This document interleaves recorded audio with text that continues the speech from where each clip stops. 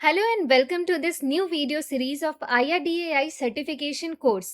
ये वीडियो उन सभी लोगों के लिए है जो IRDAI एग्जाम के लिए प्रिपेयर कर रहे हैं, बैंकिंग या इंश्योरेंस प्रोफेशनल है, उन स्टूडेंट्स के लिए भी जो एज अ सब्जेक्ट इंश्योरेंस को सीख रहे हैं, और उन सभी जनरल पब्लिक के लिए जिन्हें बेसिक नॉलेज इंश्योरेंस से रिलेटेड बढ़ानी है। आपको पता होगा इंश्योरेंस आज के टाइम पे एक इम्पॉर्टेंट फाइनेंशियल प्रोडक्ट है, और आपको इसके दिए गए टर्म्स एंड कंडीशंस जो कि एक कॉम्प्लिकेटेड वे में लिखा होता है उसे सिंपल और इजी लैंग्वेज में समझाने की कोशिश करी है मैंने इस पूरे प्लेलिस्ट के माध्यम से। अगर आपको ये वीडियो पसंद आए तो प्लीज़ चैनल को सब्सक्राइब करें और लाइक करें। इससे हमें मोटिवेशन मिलेगी आपके लिए ऐसे ही इंफॉर्मेटिव और अच्छे वीडियोस लेकर आने के लिए। तो चलिए स्टार्ट करते हैं इस वीडियो को।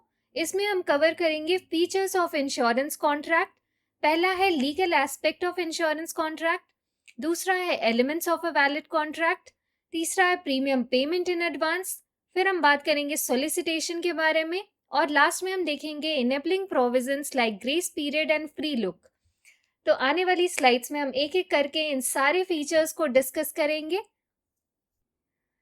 चलिए समझते हैं कि इंश्योरेंस कॉन्ट्रैक्ट सिर्फ एक पेपर अग्रीमेंट नहीं होता, ये एक लीगल और इन्फोर्सेबल कॉन्ट्रैक्ट होता है जिसमें रूल्स डिफाइन होते हैं, रिस्पॉन्सिबिलिटीज मेंशन होती है, प्रोटेक्शन प्रोवाइड होता है दोनों पार्टीज़ को, यानी कि इंश्योरर को भी और इंश्योर्ड को भी। तो जब भी हम इंश्योरेंस कॉन्ट्रैक्ट की बात करेंगे ये एक प्रॉपर लीगल अग्रीमेंट है। इसमें जो इंश्योर्ड है यानी कि पॉलिसी होल्डर जिसने इंश्योरेंस पॉलिसी ली है, और जो इंश्योरर है वो इंश्योरेंस कंपनी है जिसने पॉलिसी होल्डर को इंश्योरेंस प्रोवाइड किया है। अब एग्जाम्पल के तौर पे देखो, जैसे कि आप रेंट अग्रीमेंट बनवाते हो तो रेंट अग्रीमेंट ओनर और रेंटर के बीच होता है, दोनों ही उसे साइन करते हैं और एक्सेप्ट करते हैं जो भी टर्म्स एंड कंडीशंस हैं। सेम उसी वे में इंश्योरेंस पॉलिसी जो होती है वो एक लीगल कमिटमेंट या लीगल कॉन्ट्रैक्ट है जिसमें कि कंपनी को क्लेम प्रोवाइड करना होता है और आप प्रीमियम देते हो। तो टर्म्स एंड कंडीशंस को कंप्लाई करते हुए इस कॉन्ट्रैक्ट को इन्फोर्सेबल किया गया है लॉ के अंडर। अब हम बात करेंगे प्रोविजंस के बारे में। The provisions of Indian contract act 1872 govern all contracts in India including insurance contracts. Policy के अंदर सब कुछ क्लियरली लिखा होता है, जैसे कि क्या कवर होगा, क्या एक्सक्लूड होगा, कब क्लेम मिलेगा, कितना मिलेगा, कैसे मिलेगा। तो प्रोविजंस बताता है कि टर्म्स एंड कंडीशंस और जो भी रिटन चीज़ें हैं वो मेंशन्ड है पॉलिसी के अंदर। अब एग्जाम्पल के तौर पे ले लो कि मान लो आपने फायर इंश्योरेंस परचेज किया और उसमें टर्म्स एंड कंडीशंस पे मेंशन था एक्सक्लूजन के तौर पे कि अगर फायर इलेक्ट्रिकल शॉर्ट सर्किट की वजह से हुआ तो क्लेम प्रोवाइड नहीं होगा, कवर नहीं दिया जाएगा। और अगर आप जाते हो और फायर का रीज़न शॉर्ट सर्किट था तो उस क्लेम को रिजेक्ट किया जा सकता है क्योंकि वो पहले ही मेंशन था और आपने वो जानते हुए एक्सेप्ट करते हुए वो उन प्रोविजंस को साइन किया है यानी अप्रूव किया है।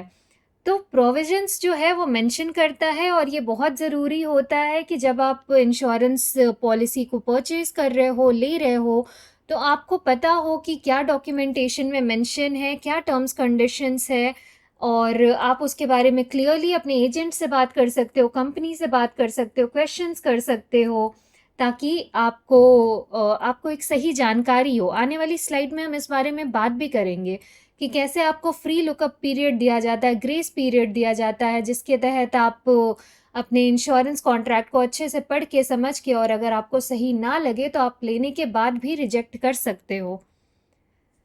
प्रोविजंस के बाद आता है documentation. The contract includes proposal form, policy document, terms and conditions and endorsements. तो इंश्योरेंस कॉन्ट्रैक्ट जब भी आप कोई इंश्योरेंस पॉलिसी लेते हो उसमें डॉक्यूमेंट्स इंक्लूडेड होते हैं। पहला होता है प्रपोजल फॉर्म्स। प्रपोजल फॉर्म यानी कि आप as a policy holder, as a customer आप प्रपोजल फॉर्म भरते हो जिसमें आप सारे डिटेल्स देते हो। डिटेल्स यानी कि आपका नाम, आपका ऑक्यूपेशन, आपकी एज, आपका वेट, आपकी इनकम, ऐसे सारे डिटेल्स आप उस प्रपोजल फॉर्म में भरते हो।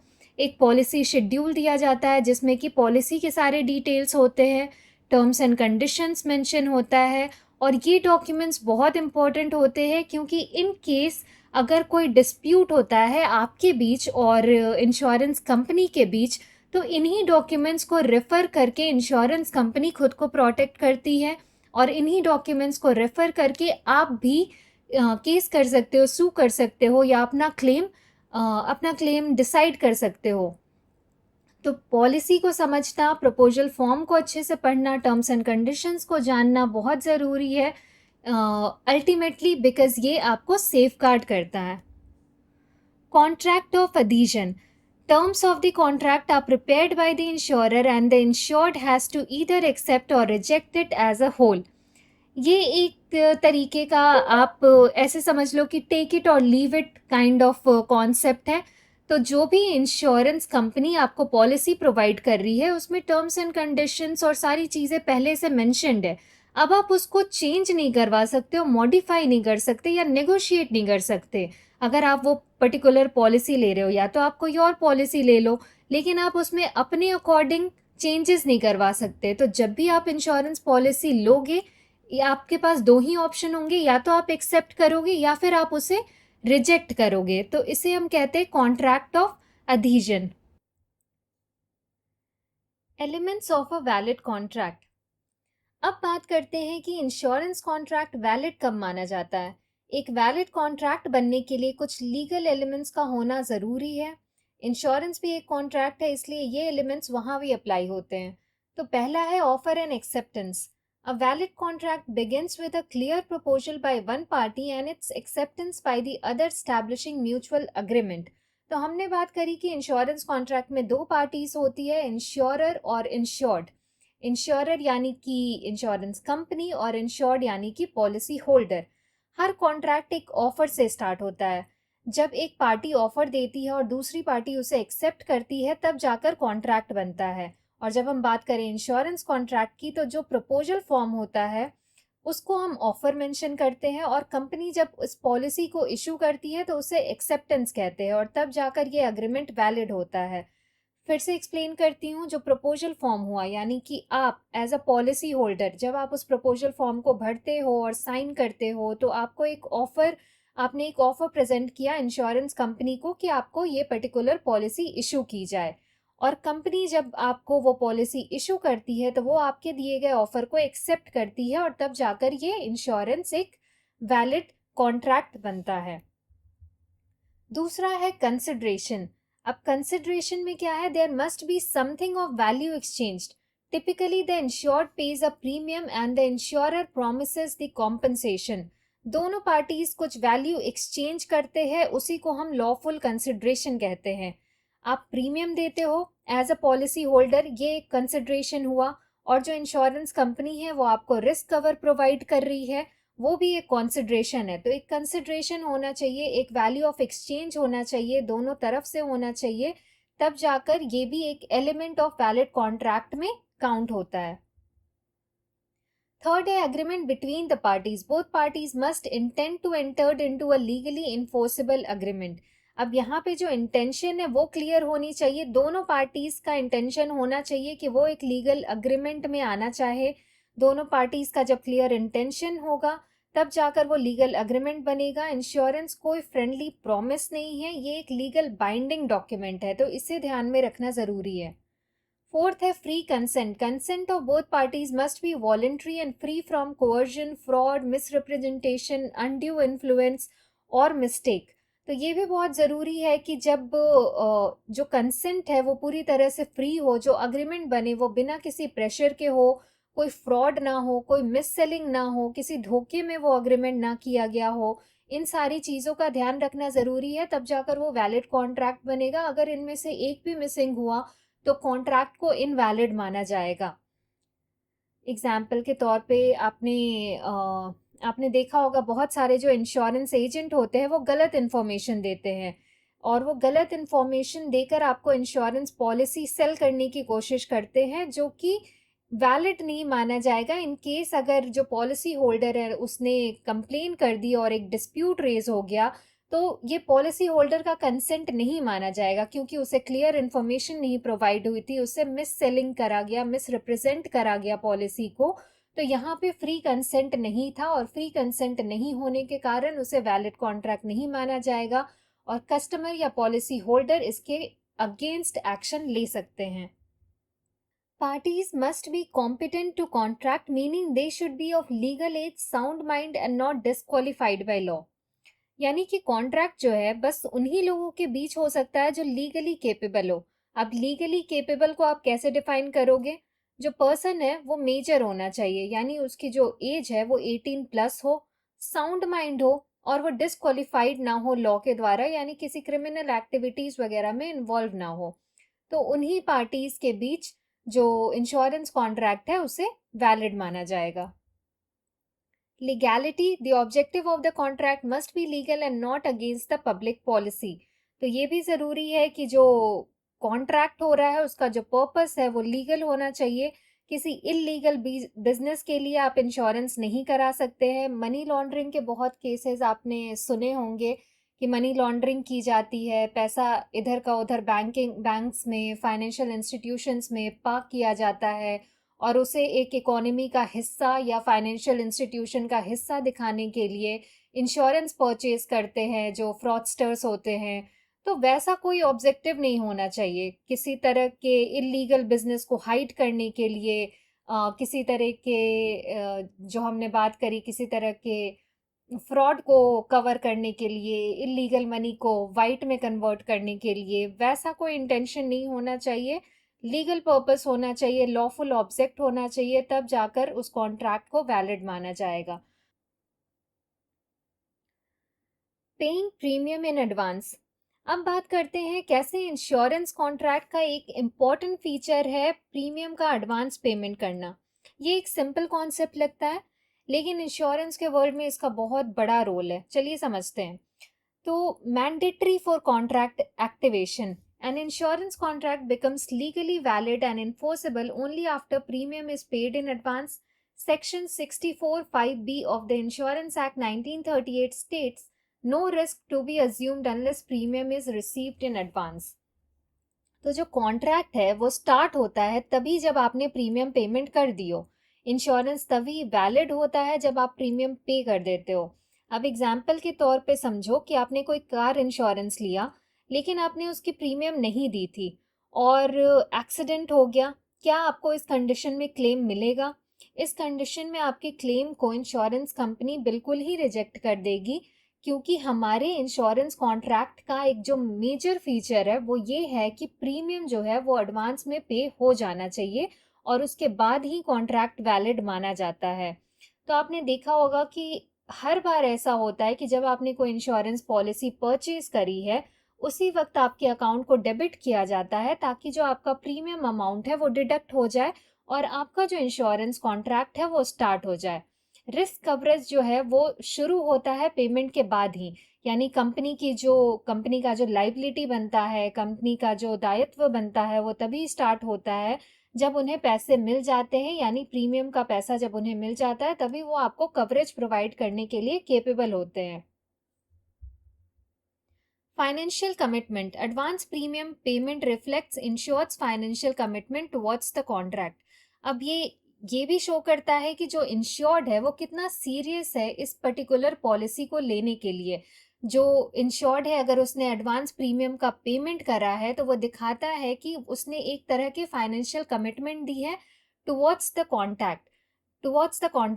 एडवांस पेमेंट शो करता है कि इंश्योर्ड जो है वो सीरियस है रिस्क कवर के लिए, वो सीरियस है अपनी पॉलिसी के लिए, इसलिए वो अपने पैसे लगा रहा है। तो फाइनेंशियल कमिटमेंट को शो करता है ये फीचर इंश्योरेंस कॉन्ट्रैक्ट का। Premium modes, premium can be paid in different modes, single, annually, quarterly और monthly depending on the policy terms. तो आपको पता होगा कि इंश्योरेंस का जो प्रीमियम है उसे पेमेंट करने के लिए आजकल बहुत सारे मोड्स प्रोवाइड करती हैं इंश्योरेंस कंपनीज। आप सिंगल वे में पे कर सकते हो, आप एनुअल दे सकते हो यानी हर साल दे सकते हो, क्वार्टरली दे सकते हो, आप मंथली दे सकते हो। जो भी आपके पॉलिसी टर्म्स एंड कंडीशंस है जो आपको सूट करे, आप उसके अकॉर्डिंग अपने प्रीमियम पेमेंट मोड को सेलेक्ट कर सकते हो। अगर इस पूरे स्लाइड को हमने एक सेंटेंस में समझना हो तो हम ये कह सकते हैं कि नो प्रीमियम नो पॉलिसी। ऐसा रूल IRDAI ने मेंशन कर रखा है इंश्योरेंस कॉन्ट्रैक्ट के लिए कि अगर आपने प्रीमियम नहीं दिया है तो उस पॉलिसी को वैलिड नहीं माना जाएगा। इसमें कुछ एक्सेप्शंस है जिसके बारे में हम बात कर लेते हैं। तो section 59 of insurance rules allows accepting premiums in installments.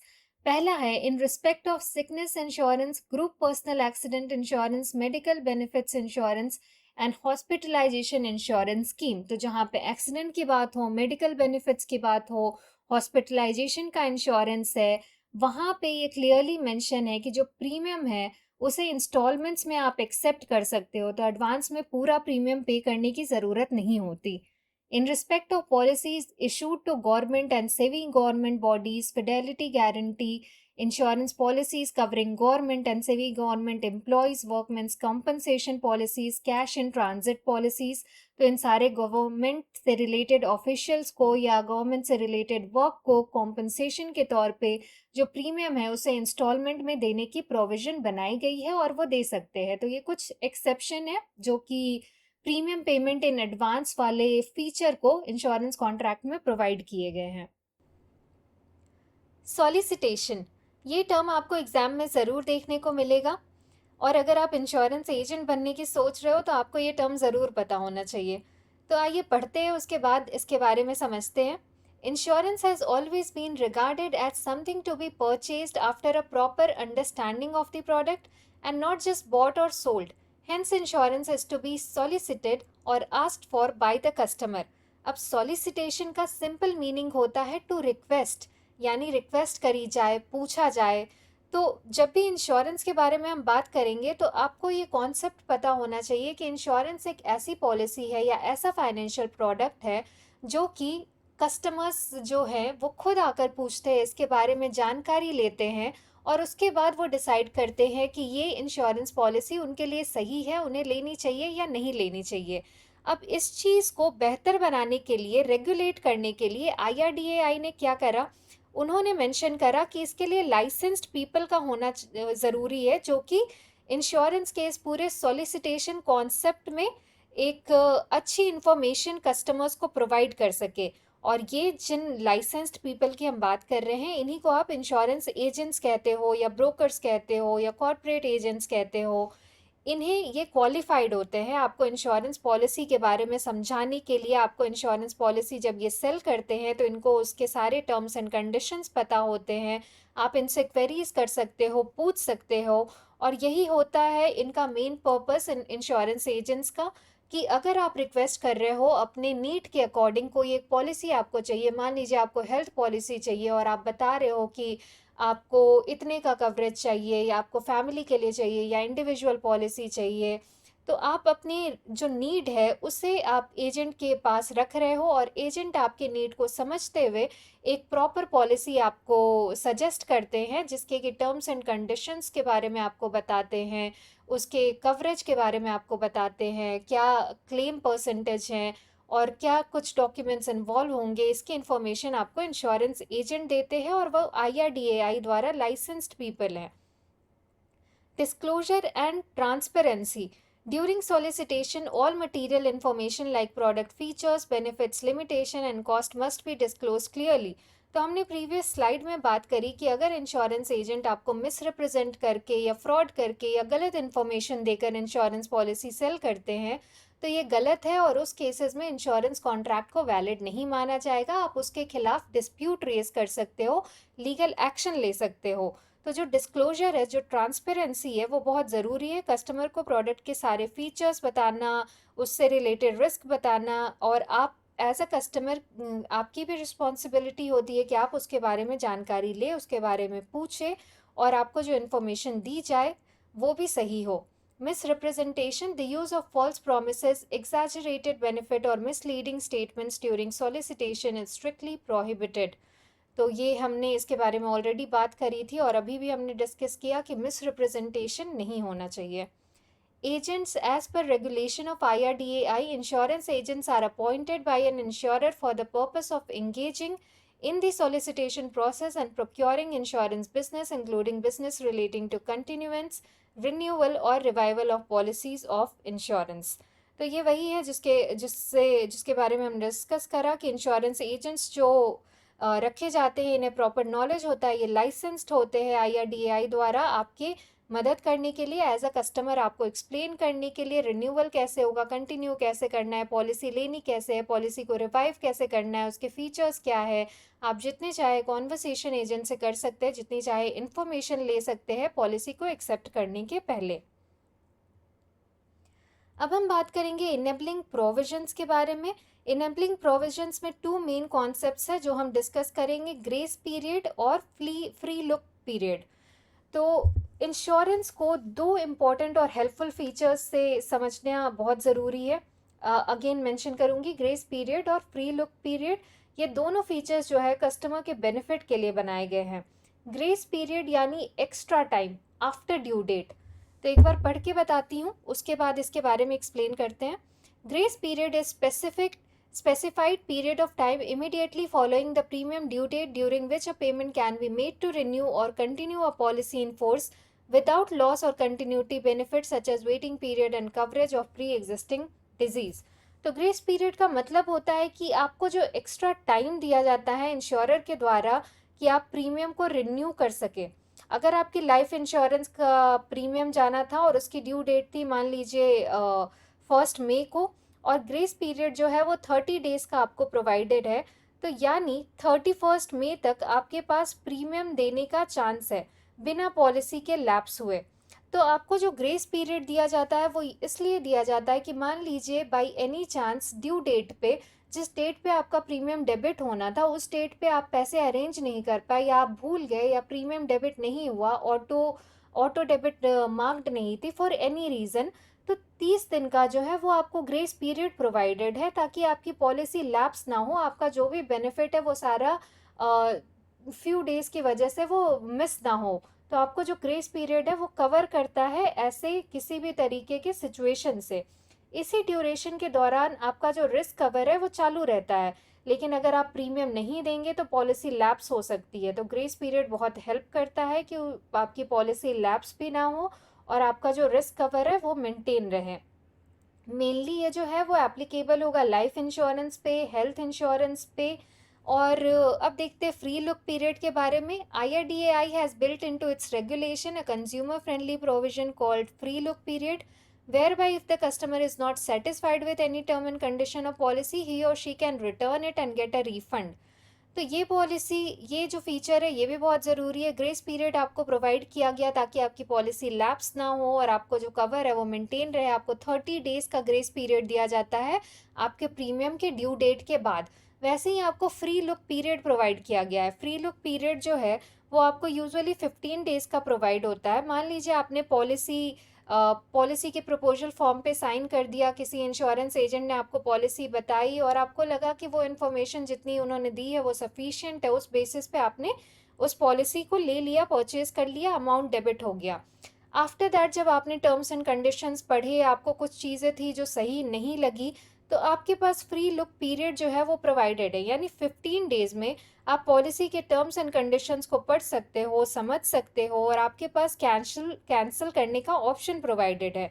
तो अगर आपको लगे कि पॉलिसी आपके लिए सूटेबल नहीं है तो आप इस फ्री लुक पीरियड के दौरान यानी 15 डेज़ के दौरान अपनी पॉलिसी को कैंसिल करवा सकते हो। मान लीजिए आपने पॉलिसी ली और 5 दिन बाद आपको लगा कि एजेंट ने जो है वो आपको सब कुछ क्लियरली नहीं बताया, उसने कुछ इन्फॉर्मेशन नहीं दी, कुछ इन्फॉर्मेशन छुपाई आपसे, तो आपके पास ऑप्शन है कि आप उस पॉलिसी को कैंसिल करवा लो और आपका जो प्रीमियम है वो आपको पूरा वापस मिल जाएगा। कुछ चार्जेस डिडक्ट हो जाएंगे लेकिन आपको आपका प्रीमियम रिटर्न हो जाता है। तो आपके पास ये ऑप्शन प्रोवाइडेड है फ्री लुक पीरियड का, जिसमें कि आप पूरे सही तरीके से डॉक्यूमेंट्स को, टर्म्स एंड कंडीशंस को समझ सकते हो और पॉलिसी को कैंसिल करवा सकते हो अगर आपको सही ना लगे। थैंक यू सो मच इस वीडियो के लिए, इतना ही। आने वाले वीडियोस के लिए हमारे चैनल को सब्सक्राइब करें और इस प्लेलिस्ट के लिंक पे भी क्लिक करें ताकि आपको और वीडियो अपडेट्स मिल सके। Thank you.